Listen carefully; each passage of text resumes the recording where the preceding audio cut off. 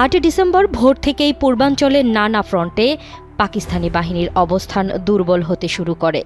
রাস্তায় রাস্তায় জনতার জয় বাংলা ধ্বনি, গেরিলা হামলায় দিশেহারা দখলদার বাহিনী, আর সীমান্ত পথে ঢুকছে মিত্রবাহিনীর নতুন নতুন ট্যাঙ্ক ও রসদ। বিজয়ের দিন গণনার সময় তখন মাত্র কয়েকটি। মুক্তিযোদ্ধা ও মিত্রবাহিনীর যৌথ আক্রমণে একের পর এক থানা, ক্যাম্প, ব্রিজ এবং যোগাযোগ ব্যবস্থা ভেঙে পড়তে থাকে। ময়মনসিংহ, কুমিল্লা, বগুড়া, ফরিদপুর, যশোহর অসাধারণ অগ্রযাত্রায় মুক্ত হয় বহু এলাকা। অন্যদিকে চট্টগ্রাম ও খুলনা অঞ্চলে নৌঘাঁটিতে তীব্র লড়াই অব্যাহত থাকলেও পাকিস্তানি বাহিনীর মনোবল তখন প্রায় ভেঙে গেছে। 8 ডিসেম্বর সেনাবাহিনী ও গভর্নর হাউসে একের পর এক বৈঠক চলছিল। পূর্বাঞ্চলীয় কমান্ডার লেফটেন্যান্ট জেনারেল নিয়াজি স্পষ্ট বুঝে গিয়েছিলেন সময় আর বেশি দিন নেই। রেডিও পাকিস্তানের ঢাকার কেন্দ্র থেকে বারবার প্রচার করা হচ্ছিল পরিস্থিতি নিয়ন্ত্রণে আছে, কিন্তু বাস্তবে রাজধানী ছিল প্রায় বিচ্ছিন্ন। যোগাযোগ ব্যবস্থা ভেঙে পড়েছে, গোলাবারুদ কমেছে, পালানোর পথ নেই।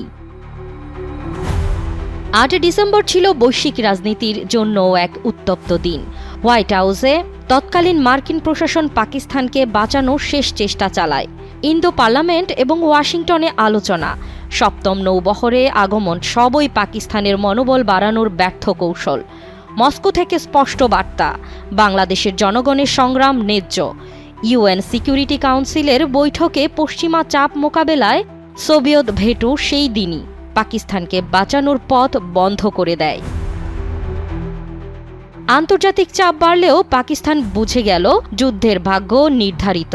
8 ডিসেম্বর নতুন কৌশল হিসেবে তারা গেরিলা দমন, ঢাকা রক্ষার বর্ম এসব প্রচার করতে থাকে, কিন্তু মাঠে তখন সব অন্য গল্প বলছিল। মুক্তাঞ্চলের সর্বত্র 8 ডিসেম্বর ছিল এক ঐতিহাসিক দিন। বিজয়ের সূর্য তখন একেবারেই নাগালে। কুমিল্লা, ব্রাহ্মণবাড়িয়া ও চাঁদপুর, এই 3টি গুরুত্বপূর্ণ শহরে পাকিস্তানি হানাদার বাহিনী পরাজিত হয়ে আত্মসমর্পণ করে, অর্থাৎ মুক্ত হয় বৃহত্তর কুমিল্লা।